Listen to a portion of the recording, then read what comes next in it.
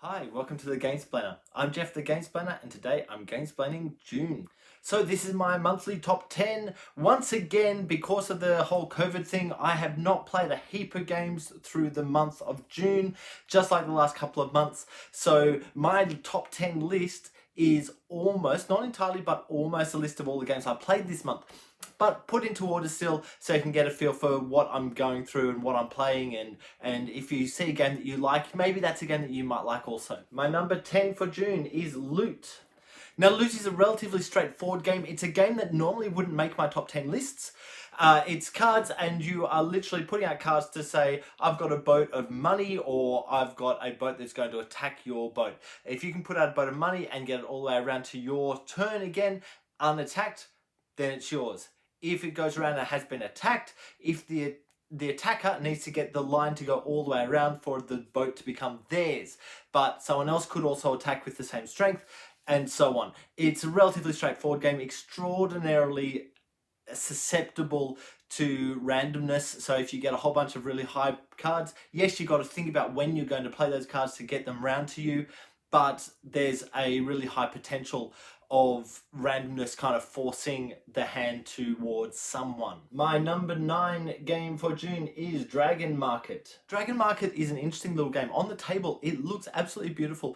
There's some three-dimensional boat people that either are in the center of the boat or at the back of the boat. On your turn, you're going to use movement or a number of points to move boats to certain areas to pick you up so you can go and get specific tokens. It feels like it is a kids game and it's aimed probably towards the lower age of stuff. It still plays okay and it's still a bit of fun for an older group, but it definitely feels like a kids game in the playing of it. And once again, this is susceptible to randomness, so there's a dice roll that you're either going to get 6, 7 or 8 movement ability. If you continually roll 6s, it's really hard to do anything. If you continue to roll 8s, then you're going to really do well. Also, the placement of those cards and tokens that you're going after definitely varies your ability to play well in the game and go quickly. My number 8 game is Fuse. I really like Fuse. Fuse has been mentioned previously on the kind of the special mention of a top 10 of the year list, and it's a really wonderful game. It lasts for 10 minutes total. It's against the clock, everyone's working together, and what I found is that heart rates just rise when playing this game because there's that clock continually going and counting down to try and get through all of these cards and get particular dice to roll. Make sure, however, if you are playing Loot, that everyone at the table understands what's happening. So you take dice out, roll them. Everyone has to take one die and one die only. If there are any dice that are untaken by people, those get rolled again, and whoever has any of the combinations, so it might be a red 6 for example, if you have a red die or a 6 on your board, you lose it. In the last game I played, some people didn't quite understand that and kept trying to go, oh, that's a red 6, great, I can use that, rather than they lose that. And just an understanding of that is really important for this particular game. My number 7 game is The River. I've had The River on my shelf for probably a bit over a year, and it got played by myself and my wife as a 2-player experience. I did the Gamesplainer and then it kind of got put to the back of the shelf and forgotten that I own it and not really pulled out. I pulled it out the other day for a game with 4 players. It's a vastly different game. It's a vastly different experience. Yes, you understand that it's worker placement, so you're putting guys out to get goods in, and to get different tiles onto your river, and that's really straightforward, but it plays so much better as a 4-player experience than a 2-player experience. If you have read anything about The River, you'll know this because people keep saying it, and I would 100% agree with it. Play The River as a larger player count game rather than a small player count. It's really good. It's really nice, funky little, the further down the river you go, you lose workers. There's a real kind of push-pull on that kind of thing, and kind of keeping that in mind is really, really important. Okay, let's keep moving. My number 6 game for June is Atlantis Rising. Once again, this is a co-op game that plays a lot better with a larger player count. I played the game with a small player count, and then I pushed it to I think it was close on 6 or 7 players for a larger player count game, and I really enjoyed the experience of it. The whole idea of it is that once a whole bunch of stuff has happened, so areas of the board are constantly flipping over each turn. Once the middle of the board is gone, you've lost. And what ended up happening was we actually took that game right down to the last moment to, we're going to win on this turn or we're going to lose, and we lost, unfortunately. But everyone at the table really enjoyed the experience. It's a wonderful little game. I did the gamesplanation of it, I think it was last month, just really recently, and I find that actually playing it with a larger player count is so much better than playing with a smaller player count.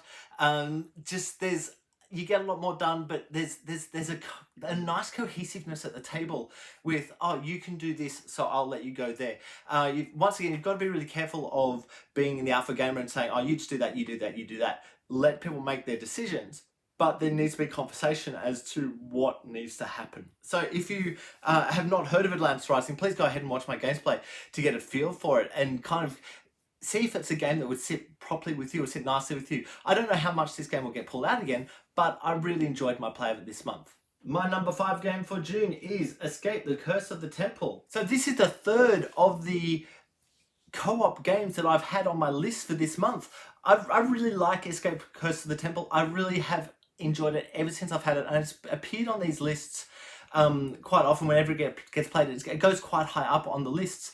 It's a timed game, so there's a soundtrack that goes along behind it. I always play with the yakety sax version of the soundtrack just because I find that hearing the change when on the original soundtrack for running back to the middle of the temple, which it needs to happen twice, the soundtrack changes wherever you are, you've got to get back before the doors close.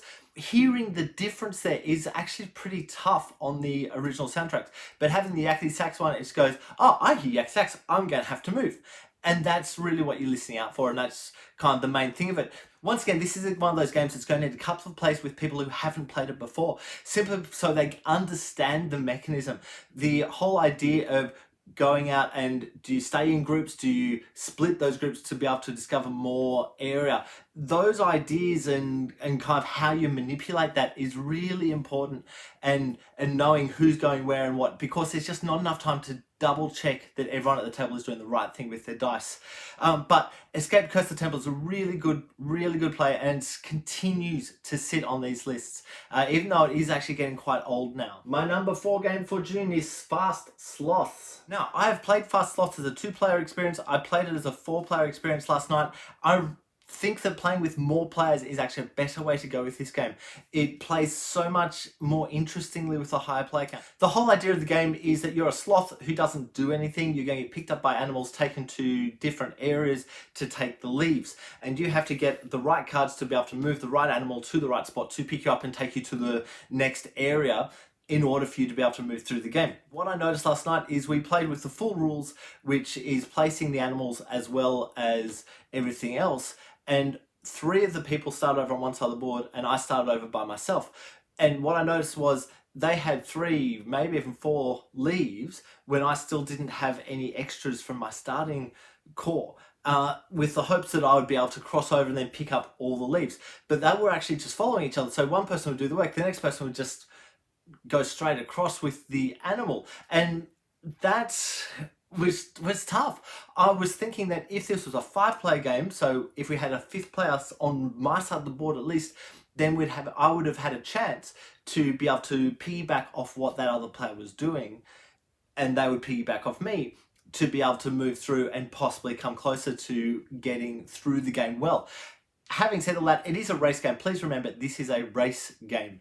So I've quite enjoyed it. I don't think it's a top game, but as you said, it's my number 4 game for this month. We'll see how it goes through the rest of the year. I think that this one's going to get pulled out quite a substantial amount to get played, just because it's really relatively easy to understand and to get onto the table. My number 3 game for June is Etten, 2 Against the World. As the name suggests, this is 2 against the world, 2 against many. Or more importantly, you're playing yourself, you have someone who is against you, an enemy on one side, and you have a friend on the other. So you're only dealing with 2 people at the table. You're working with this person, you're working against that person. This person is working with you, and they've got someone they're working against, and that goes all the way around the table. This plays best at the higher player count. It plays fine at 4 players. I would not suggest trying to even pull this out unless you have an even number of players and 4, 6, or 8 players at that. There are rules to be able to manipulate that for a 2-player game or for the odd numbers, but this is designed as an even player count game, and I think that you probably should try and stick to that. I'm going to do the Gamesplainer on Etten very soon, probably in the next week or two, so please watch out for that coming through. But understand that this is, it looks like a battle game. It uses D&D background knowledge to kind of instruct what each of the things are. If you don't have that, it's not a problem at all. I don't have that. In fact, the name Etten apparently is a D&D monster. I had no idea of that until I was playing with people who had played D&D, and they're, oh, Etten, that's D&D. Okay, cool. Having that understanding, it's inconsequential to the game. But it's also a battle game or a fighting game that doesn't necessarily use a lot of the battle tropes that we're aware of. So it's got some nice little intricacies. I really quite enjoyed my game of it. I'm not sure how many times I'll get to the table because, as I say, it's an even numbered player count. As soon as I've got an even numbered player count, I will try to get it back to the table, of course. But it's just one of those things that having those stipulations on how many people can be at your table actually changes your ability to play it. My number 2 game for June is the Isle of Cats. This game plays fine at 2 players. So I've played it at 2 players quite a few times. I played it at 4 players last night. And what I found was it plays very, very similarly with either player count because you are literally playing your own game. So in essence, you're taking a hand of cards, you're taking 2 of those cards out and passing them along. Take 2, pass them along. So the big difference when you're playing with a low player count is you're going to see that same hand come back to you. With a higher player count, that hand won't come back to you. So you can't kind of guess what's in there and what's going to come back. You've just got to take what comes to you. There's a lot of cards in this game that feed off each other or feel really similar. So if you, in terms of endgame scoring that is, so if you can get a whole bunch of those cards, you can do one thing, or one thing that kind of leans towards all of the cards, and you're going to get to score a heap. If you have things that are opposing each other, however, it's going to be really hard. So you need to kind of go in and out for, oh, which cards do I want to keep? But you don't have to keep every card that comes to you. You can just go, oh, I don't want that card. Okay, get rid of it. You can hold cards back, seeing that your neighbor who you're about to pass the whole pack to would probably really do well with that card. There's no cards in their hand that you actually want. You could hold that back to not take just so your neighbor doesn't get it. There's a little bit of hate drafting or the ability to do some hate drafting in there. And that's actually not such a bad thing with this game. As a general rule, I think I've said it before, I'll say it again. As a general rule, hate drafting tends to end up with you losing. But in this game, if there is nothing available that's good for you, hate drafting isn't actually the worst way to go. So look, go ahead and watch my Gamesplainer of Isle of Cats to get a feel for what the game actually is and how it plays. But I'll leave that there. Let's move on. My number 1 game for June is It's a Wonderful World. It's a Wonderful World, once again, has just had the Gamesplaination, so you can go and have a look at that to get a feel for how the game plays. But in essence, this feels very similar to Seven Wonders in terms of the drafting. So you're drafting 2 cards and then pass them along. Draft 2, pass them along. Once you've drafted, then you're choosing which of those cards you're going to try to build and which ones you're just going to take a cube from. And whatever you've built goes into this lineup of your factory that is going to give you cubes in certain colors. So the gray cubes come out first. Whatever you've got in the factory that's giving you gray cubes, you're getting that many gray cubes. That might cause you to put other cards into your factory that also give you gray cubes. You're not going to get any more for that. But if you can manipulate those gray cubes to give you black cubes, for example, you will then get the black cubes of what you've just put into the factory. And that is this whole game. I've played this game a number of times and I only won once.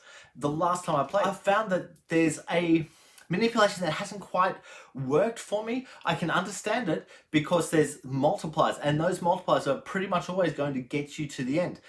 I can understand that, but actually being able to get the multipliers and the things they're multiplying off and build on that and just kind of keep hyper focused on that is actually a really hard thing to do in this game. But I really enjoy it. I think it's so sleek and runs relatively quickly. I've played it with large player count and small player count, and they both feel really similar. So I will leave it there. If you have any games that you would like to be Gamesplained, please shoot me an email to thegamesplainer@gmail.com. Follow me on Instagram and Twitter @thegamesplainer to keep up to date with the games I'm playing. Subscribe to my videos to keep up to date with the games that I'm gamesplaining. And until next time, enjoy gaming.